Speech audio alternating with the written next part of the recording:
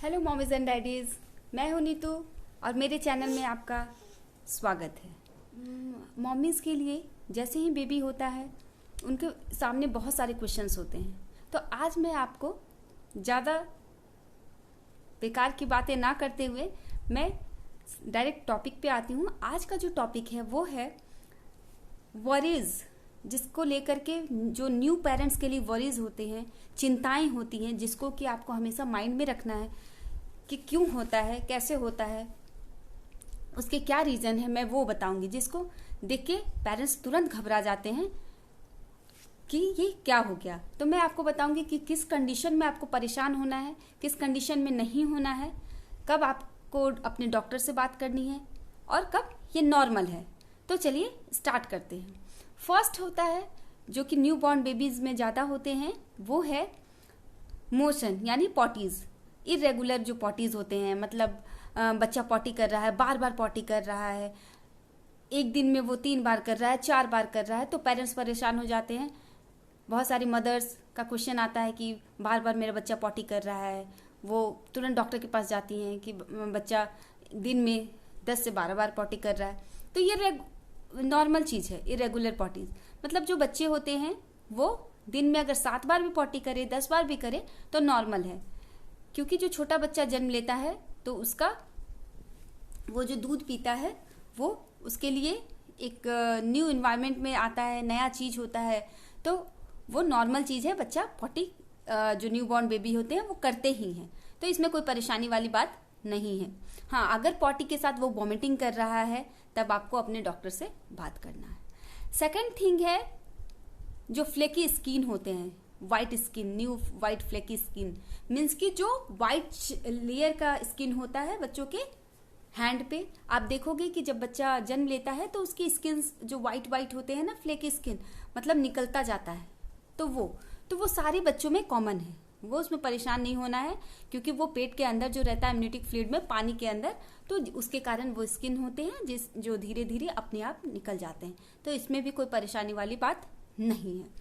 Third होता है rashes और रेड रेड दाने हो जाते हैं बच्चों के, तो वो भी परेशानी वाली बात नहीं है। क्योंकि अगर केवल रैसेस है और दाने हैं तो हो सकता है कि वो जो नया इन्वायरमेंट में बच्चा आया है पेट के अंदर से, तो उसको वेदर है, न्यू वेदर में आया है, हो सकता है उसके लिए जो आप नहला रहे हो उसको, जो प्रोडक्ट यूज़ कर रहे हो, तो थोड़ा सा बच्चे को उसको एडजस्ट करने में टाइम लगता है, जिसकी वजह से हो जाते हैं। बट अगर ये बहुत ज़्यादा रेड दाने हैं, साथ में फीवर है, कुछ और भी सिम्टम्स है, इसके साथ में वॉमिटिंग है, तो आप अपने डॉक्टर से कंसल्ट करिए। अदरवाइज कोई परेशानी वाली बात नहीं होती है। रेड दाने निकलते हैं, फिर अपने आप वो कुछ दिनों में चले जाते हैं। नेक्स्ट है हिकअप्स, हिचकी। बच्चे, मदर्स परेशान हो जाती है, मेरा बच्चा बार बार हिचकी लेता है, बार बार वो फीड करता है तब हिचकी लेता है, तो ये परेशानी वाली बात नहीं है। बच्चे जो न्यू बॉर्न बेबी होते हैं वो हिचकी लेते हैं। हाँ, आपको इस बात का ध्यान रखना है कि बच्चा जो फीड कर रहा है उसको अच्छे से वो बर्प कर रहा है, ढकार ले रहा है, उसको पचा रहा है, और आपको हर फीड के बाद उसको ढकार देना है। मैं ढकार पे अलग से, बर्प पे अलग से एक वीडियो बनाई हूँ, वो मेरे चैनल पे आपको मिल जाएगा, आप जाके उसको देख सकते हो। नेक्स्ट आपको आता है वॉमिटिंग। तो बच्चा वॉमिटिंग करता है, ये कोई बड़ी बात नहीं है, वॉमिटिंग करता है, फटाफटा दूध निकालता है। हाँ, अगर बच्चा आपका वॉमिटिंग कर रहा है, केवल दूध ही फेंक दे रहा है, बार बार जितना पिया सारा फेंक दे रहा है, और दूसरी चीज़ उसके साथ फीवर भी है, बच्चे को रैसेस भी हो रहे हैं, ये सारे अगर सिम्टम्स है तो आप अपने डॉक्टर से कंसल्ट कीजिए। अदरवाइज ये कॉमन है, वॉमिटिंग के बाद बच्चा फीड के बाद थोड़ा बहुत दूध फेंकता ही है, और 6 मंथ के बाद जैसे जैसे उसका डाइजेस्टिव सिस्टम स्ट्रांग होता है वो अपने आप नॉर्मल हो जाता है, फिर धीरे धीरे कम हो जाता है, 1 साल तक वो खत्म ही हो जाता है। तो ये चीज़ आपको ध्यान रखना है कि ये इसके साथ, वॉमिटिंग के साथ अगर कोई अदर सिम्टम है तो अपने डॉक्टर से बात कीजिए, अदरवाइज कोई ज़रूरी नहीं है, क्योंकि वो फटाफटा दूध दही जैसा जो टेक्सचर होता है उसमें वो निकालता ही है। नेक्स्ट है गैस, कॉन्स्टिपेशन। बच्चे को गैस हो रहा है, वो बार बार रो रहा है, बच्चा गैस की वजह से परेशान हो जाता है, रोता रहता है, तो ये भी नॉर्मल है, गैस होता है बच्चे को, बट आपको उसको ध्यान देना है कि बच्चे को जो गैस हो रही है वो ना हो, क्योंकि अगर बच्चा को गैस तभी हो रहा है जब उसको अच्छे से डाइजेस्ट नहीं हो रहा है, वो फीड जो कर रहा है, दूध पी रहा है, तो उसको आपको बर्प दिलाना जरूरी है। कैसे दिलाना है मैं वीडियो बनाई हूँ, आप देख सकते हो। नेक्स्ट है डायपर रैसेस। डायपर रैसेस बच्चे का होना कॉमन चीज है, क्योंकि जो छोटे बच्चे होते हैं ना 6-7 महीने तक, जब तक उसको पॉटी ट्रेनिंग, टॉयलेट ट्रेनिंग नहीं दी जाती है, तब तक वो डायपर पे रहता है, बोलना नहीं सीखता है, तब तक वो डायपर पे रहता है। तो सुबह से रात तक वो डायपर पहनता है, जिसकी वजह से उसको रैसेस होते हैं।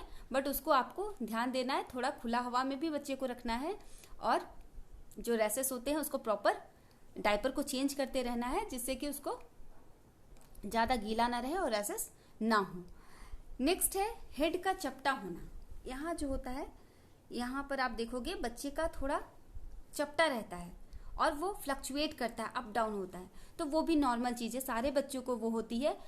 जैसे जैसे बच्चा बड़ा होता है वो धीरे धीरे स्ट्रांग हो जाता है, और वहां का जो ये हड्डी है और स्किन है वो टाइट हो जाता है, बच्चे का सर थोड़ा स्ट्रांग हो जाता है।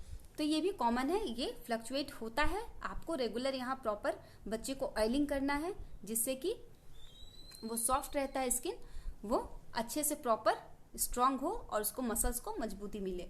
तो ये सारा कुछ बोन को मजबूती मिले, तो आपको ध्यान देना है ये सारा चीज, कि घबराने वाली बात नहीं है। हाँ, कब आपको घबराना है मैंने ये भी बताया आपको वीडियो में, तो आप ये चीज नोटिस कर सकते हैं और अपने बच्चे को डॉक्टर को दिखा सकते हैं अगर इससे ज्यादा परेशानी हो। अदरवाइज ये सारे सिम्टम्स जो है ये नॉर्मल होते हैं, न्यूबॉर्न भी दिखता है, इसलिए आप घबराइए नहीं और अपने मदरहुड को एंजॉय कीजिए। Till then bye bye.